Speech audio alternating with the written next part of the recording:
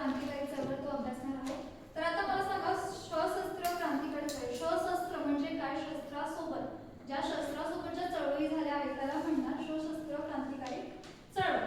तर चळवळ स्टार्ट कधीपासून झाली? 1857 पासून चळवळ चालू झाली. त्याच्यामध्ये काय सांगितलं लोकांनी की आपण जी चळवळ ती शांतता आणि अहिंसेच्या मार्गावर करावी.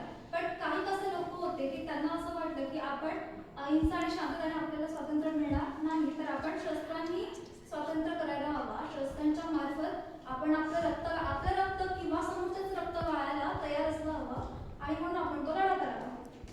तर आता त्या लढ्यामध्ये हा लढा प्राथमिक पातळीवर कुठे झाला होता? तर महाराष्ट्र, बंगाल आणि पंजाबमध्ये हा पहिल्या पातळीवर चालू झाला आणि नंतर तो हळूहळू देशभरात पसरत गेला.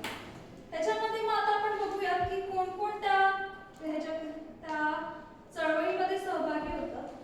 तर वासुदेव बळवंत फडके, स्वातंत्र्यवीर सावरकर, चाफेकर बंधू, भगतसिंग, चंद्रशेखर आझाद, सूर्यसेन असे क्रांतिकारक त्या चळवळीमध्ये सहभागी होते.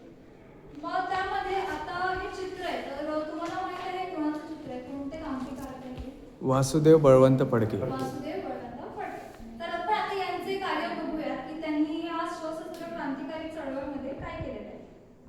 तर वासुदेव बळवंत फडके यांनी काय केलंय की जे रामोशी समाजाचे जे लोक होते, जी जनता होती, त्यांना एकत्र केलं आणि त्यांना ही चळवळबद्दल प्रेरणा दिली व त्यांना ती चळवळ स्टार्ट करण्यासाठी प्रोत्साहन दिलं. आता ही जी त्यांनी चळवळ स्टार्ट करण्यासाठी शस्त्राची जी क्रिया आहे ती त्यांनी कोणाकडून शिकली होती? तर वासुदेव लघुजी सावळे यांच्याकडून ती चळवळ त्यांनी म्हणजे ती शस्त्राची क्रिया त्यांनी शिकली आणि नंतर जे समाजातील लोक होते त्यांना ती शिकवण्यात आली.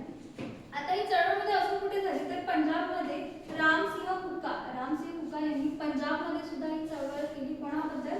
तर सरकारबद्दल त्यांनी लढा उभा केला, सरकारबद्दल त्यांनी तो लढा केलेला. त्याच्यानंतर अजून हा लढा कुठे झाला आहे सशस्त्र क्रांतिकारी चळवळीचा? तर चाफेकर बंधू. आता चाफेकर बंधू लक्षात घेतलं की आपल्याला काय आठवतं? प्लेगचा रोग आठवतो. प्लेग रोग कशामुळे झालेला होता? तर तो उंदरांमार्फत तो प्लेग रोग पसरलेला होता. आता या प्लेग रोगाला रोखण्यासाठी इंग्रज सरकारने एका अधिकाऱ्याची म्हणजे निवडणूक केली आणि त्या अधिकाऱ्याचं नाव होतं रँड. पण तो रँड अशा स्वभावाचा होता की त्याच्या पदाचा तो फायदा घेत होता आणि लोकांना तो मदत म्हणजे जे त्याचं पद होतं ते कार्य तो करत होता आणि लोकांना त्रास देत होता. लोकांना त्रास देत होता आणि त्यामुळे ते रोखण्यासाठी जे चाफेकर बंधू होते, कोण होते? तर दामोदर आणि बाळकृष्ण यांनी त्या रँडचा वध करण्याचा ठरवला. आता त्यांनी अधिकाऱ्याचा वध केला म्हणून ब्रिटिश सरकारने काय केलं? ते जे चाफेकर बंधू होते त्यांना फाशीची शिक्षा देण्यात आली. आता पुढचं जे क्रांतिकारी चळवळ होतं ते अभिनव भारत. आता अभिनव भारत म्हटलं की आपल्याला कोणाचं नाव आठवतं? तर स्वातंत्र्यवीर सावरकर यांचं नाव आठवतं. तर त्यांनी काय केलेलं आहे? जे अभिनव भारत त्याची स्थापना कशी झाली? त्यांनी एक संघटना स्थापना केली आणि त्याला म्हणतात मित्रमेळा संघटना. आणि या संघटनेचं 4 वर्षांनी त्यांचं नाव बदलण्यात आलं संघटनेचं, ते होतं अभिनव भारत.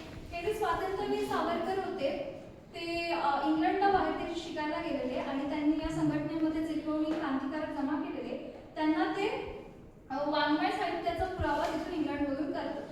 आता मग पुढील पाठाला आपण पुढचे जे क्रांतिकारक होते त्यांनी काय काय अभ्यासलं ते बघूया.